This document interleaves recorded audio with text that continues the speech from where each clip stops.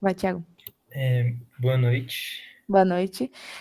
Professora, a Tawane, a gente não conseguiu falar com ela. E a Sara, eu falei para ela gravar um áudio e mandar para a senhora, ou postar lá no Padlet, que fala, fazendo um resumo do livro, dos 11 capítulos, porque ela também não pôde participar hoje. E vamos começar. Então, a gente leu os 11 capítulos de Em Mares Nunca Navegado, que são uma adaptação dos Os Lusíadas, e essa recriação foi em prosa, recontando um romance ágil e moderno. Capítulo 1, O Comandante Português. Bom, o livro começa com 3 embarcações que velejam em águas tranquilas. E o seu comandante, um dos seus comandantes, era o Vasco da Gama, cujo único objetivo era encontrar o caminho das Índias. A esquadra partiu em 8 de julho de 1497. O comandante era Vasco da Gama, como ele falou, que era um homem perto dos seus 30 anos, e apesar de pouca idade, o homem tinha traços de um homem maduro, e a princípio percebemos que ele estava um pouco frustrado. Parecia um pouco frustrado, porque já estava muito tempo em mares, já havia meses, e ainda não chegou em nenhuma ilha, nenhuma terra firme. Enfim, o que mantinha ele, tipo, alegre e animado eram suas reflexões de quando estava na corte de Portugal e o porquê de ter sido escolhido pelo rei Dom Emanuel, Sim, no lugar de Bartolomeu. posso falar? Capítulo 2, A Reunião dos Deuses. Enquanto tudo isso acontecia, no imenso céu azul, Júpiter, o pai dos deuses, ele olhava tudo o que acontecia lá embaixo. E o mesmo decide convocar uma reunião para decidir se eles iriam ajudar ou não os humanos a chegarem no seu caminho desejado. Mas como era de se esperar, alguns deuses eles não gostaram muito da ideia. E Baco foi um deles. Baco era o deus do vinho, se eu não me engano. Ele temia que seu amado lugar viesse a desaparecer. Porém, depois de muita discussão, Baco ficou calado e aceitou, mas foi fingindo, ele não estava aceitando 100%. Sim. Aí, tipo, o motivo da discordância entre que Baco discordou com Vênus, né, que era a deusa do amor, se eu não me engano.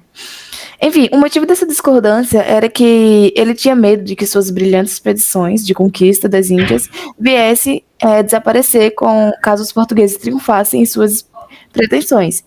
Aí Vênus, a deusa do amor, como já tinha falado, apoiou-se a Barco, opôs-se a Baco, eu falei opôs-se a Baco, pois acreditava que o seu nome voltaria outras vezes em cultos religiosos, ou seja, se eles encontrassem novas terras, poderia criar altares e adorá-la de novo, tipo, seu nome estaria muito entre as bocas deles.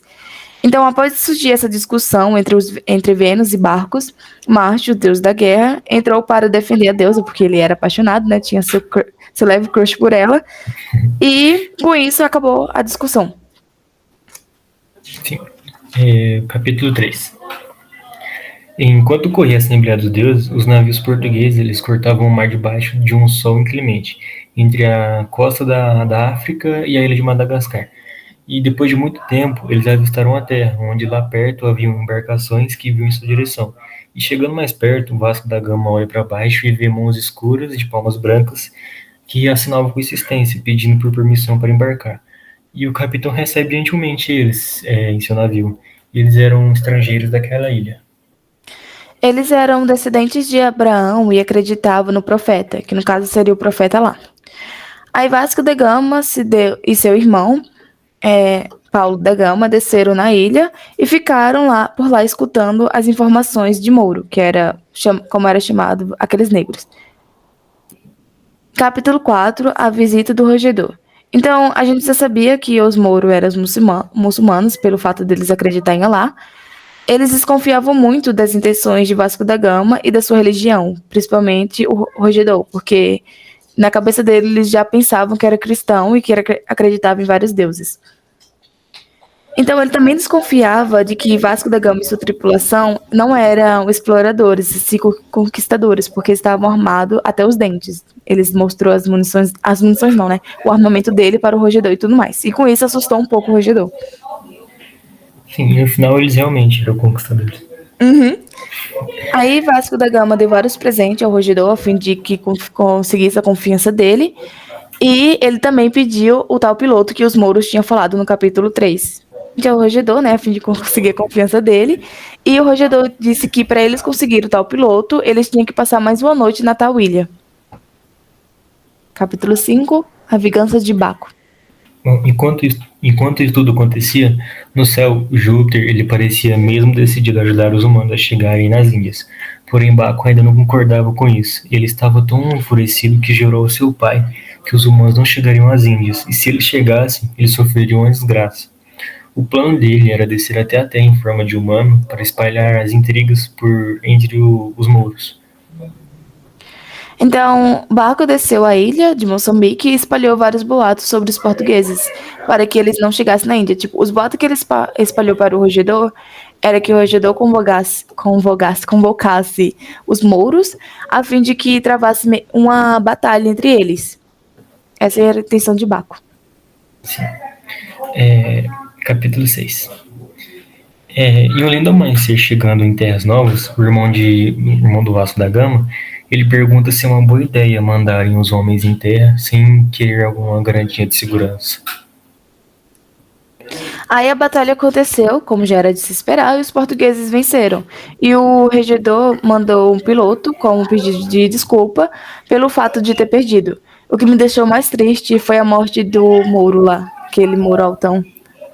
Foi o Moro Altão Fartão, né? Isso, que foi o primeiro Mouro a falar com eles. O único que falou, não foi, na verdade? Acho que foi. Tipo, ele ficou lá ajoelhado na praia, enquanto as embarcações do Vasco da Gama se afastavam, né? Aí ele sorriu e começou a descer sangue dele, né? E depois ele virou o pescoço e pá, A morreu. parte mais triste da história. Uhum. Nossa, Até o agora chorei. momento, né? Pelo menos. Continue. Capítulo 7. Capítulo 7. A armada portuguesa, ela prosseguia sua viagem levando consigo o piloto encarregado de guiá-los a todos ao rumo desejado do Oriente.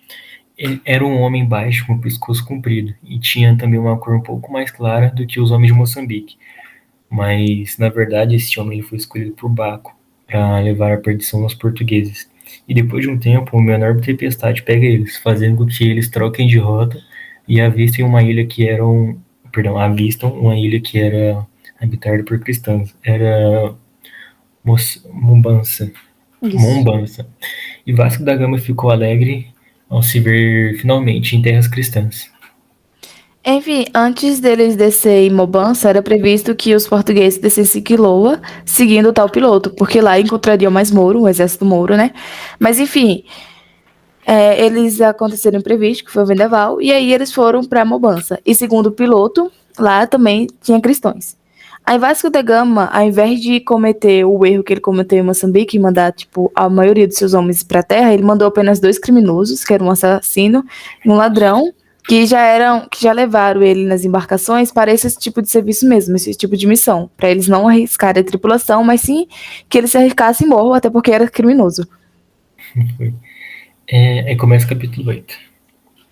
Bom, o resto de luz do longo crepúsculo tomava o dia ainda suficientemente claro, quando os dois condenados, o ladrão magro e o assassino gordo, desembarcaram em Mombança, com seus anfitriões os escoltando adiante e atrás. E apesar de pouco receosos, os dois caminhavam pelas ruas estranhas, observando tudo com seus grandes olhos de sobrancelhas grossas, a luzirem de curiosidade.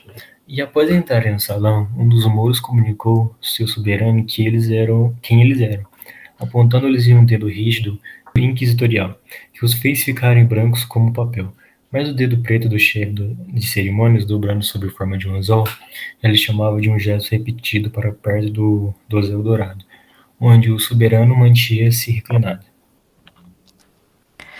Ao final de ter reconhecido o território e tudo mais, e ter voltado para embarcação, né, de Vasco da Gama, ele perguntou atentamente, fez meio que um interrogatório aos criminosos para saber tudo o que tinha acontecido, tudo que eles tinham visto. Aí depois eles voltaram para a cela e como Vasco da Gama disse que eles seriam perdoados de seus crimes pelo fato de ter conseguido essa missão. E aí eles tiraram as algemas. Porém, o gordinho, que era o assassino, ele ficou triste porque ainda estava preso. E aí, como forma de consolar, o ladrão que tinha roubado o anel de esmeralda deu para o gordinho. Diante de um espelho, a Vênus admirava sua beleza. Estava em seus planos em vista... Meu Deus! Admirava sua beleza e estava em seus planos uma visita ao velho Júpiter. O mesmo foi ocupado por ela, já que ela achava que ele teria tentado prejudicar os humanos. E depois disso ele se irritou com a audácia dela. Mas durante toda a discussão, ele acabou falando que não tinha sido ele. E no meio disso tudo, no final, ela ainda acabou agradecendo ele e dando um beijo nele e saiu. E Júpiter, se eu não me engano, falou para um dos seus filhos para ir ajudar os humanos, para entregar alguma coisa ou ajudar a fazer algo. Se eu não estou enganado. Ah, então ele era que era o amante de Vênus. Enfim, Vênus percebeu que a tripulação estava caindo em outra armadilha traiçoeira igual a de Moçambique. Aí ela interviu para que a tripulação fosse em outra direção. E aí ela convocou as ninfas e as sereias para ajudar a tirar a tripulação dali, tipo, tirar mesmo. As sereias literalmente levantaram o barco e saíram. Aí o deus Mercúrio levou a tripulação para longe de Mobança. E, tipo, o jeito levou a tripulação para longe de Mobança. E o jeito que ele conseguiu intervir para que a tripulação fosse para longe daquela ilha foi através de um sonho de Vasco da Gama.